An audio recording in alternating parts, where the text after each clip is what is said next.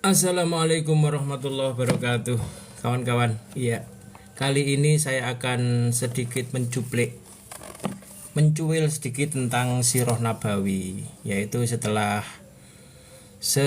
Fathul Mekah, setelah pembukaan Mekah, di mana orang-orang Mekah kemudian takluk kepada Nabi dan menyerah kepada Nabi. Mereka kemudian berbondong-bondong masuk Islam dengan syarat-syarat yang sebelumnya disampaikan ya.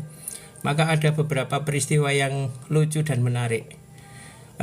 Kalau itu Nuaiman sih biasa, ini beda. Ini peristiwanya justru ketika pengambilan sumpah setia kepada penduduk Makkah yang masuk Islam. Dan kelucuan itu justru pada tokoh perempuan Mekah, yaitu istrinya Abu Sufyan yang bernama Hindun. Apa yang terjadi? Nah, setelah Fathul Mekah itu, di mana orang-orang yang masuk ke Ka'bah itu selamat, di mana yang masuk ke rumah Abu Sufyan selamat, di mana yang masuk ke rumah masing-masing selamat, dan lain-lain itu, maka sungguhnya setelah itu ada baiat kesetiaan, yaitu sumpah setia kepada Nabi dan mengikuti petunjuk Nabi, dilakukan di Mekah. Nah, Nabi saat itu diasisteni, tanda petik ya, asisteni oleh Sayyidina Umar bin Khattab. Nah, semua dikumpulkan, ini dikumpulkan di Bukit Sofa, di Bukit Safa. Nah, ini kemudian diambil sumpahnya, yaitu yang pertama adalah kata Nabi, aku membaiat kalian untuk tidak menyekutukan suatu dengan Allah. Nah ini. Nah, kemudian dilanjutkan oleh Umar bahwa yang pertama adalah tidak menyekutukan apapun dengan Allah. Yang kemudian Umar menyampaikan dan tidak mencuri. Nah ini, maka kemudian Hindun berkata, sesungguhnya Abu Sufyan adalah orang yang kikir. Bagaimana jika aku mengambil sedikit dari hartanya?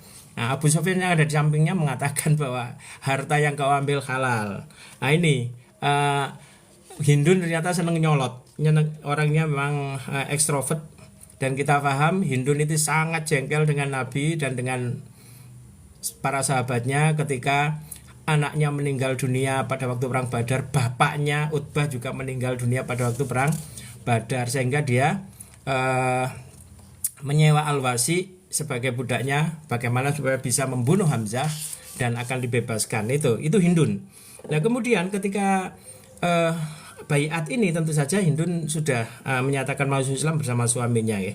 Kita lanjutkan. Kemudian Rasulullah tersenyum mendengar hal itu hingga beliau dapat mengenali, oh benarkah engkau Hindun? Ya, jawab Hindun. Dia berkata lagi, ampunilah kesalahanku yang telah lampau wahai Nabi Allah, niscaya Allah akan mengampuni engkau pula. Nah lucu kan kalimatnya. Kemudian beliau bersabda lagi, dan tidak berzina. Maka Hindun pun nyolot lagi, adakah wanita merdeka yang berzina? Padahal ini di arena baiat, walaupun tidak keras kalimatnya tapi terdengar oleh Nabi dan Sayyidina Umar. Adakah wanita merdeka yang berzina? Artinya dia tidak akan berzina. Kemudian Nabi bersabda lagi, dan tidak membunuh anak-anak mereka. Nah ini solotannya yang paling unik.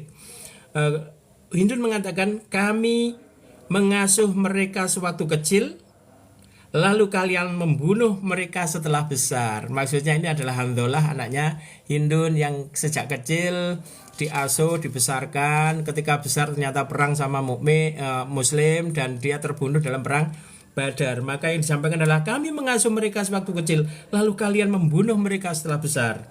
Nah ini kemudian Sayyidina Umar itu ketawa-tawa sampai terlentang di tanah mendengar kalimatnya Hindun yang nyolot, yang gemes-gemes lucu itu.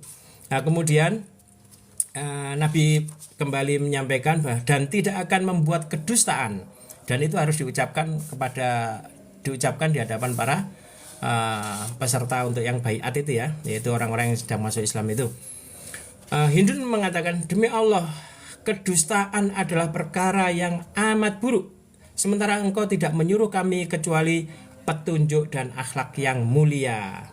Nah kemudian Nabi bersabda lagi, dan tidak mendurhakaiku dalam perkara yang ma'ruf. Nah, Hindun pun tetap nyolot. Demi Allah, kami tidak duduk di tempat ini sementara di dalam relung hati kami ada niat untuk mendurhakai engkau.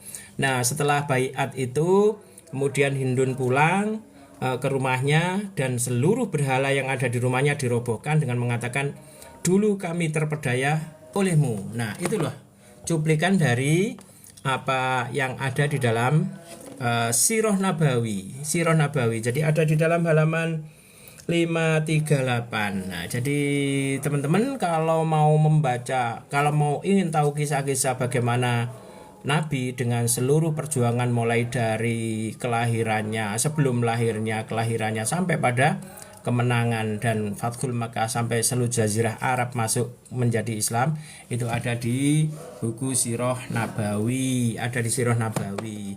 Nah, itu adalah cuplikan sedikit ya.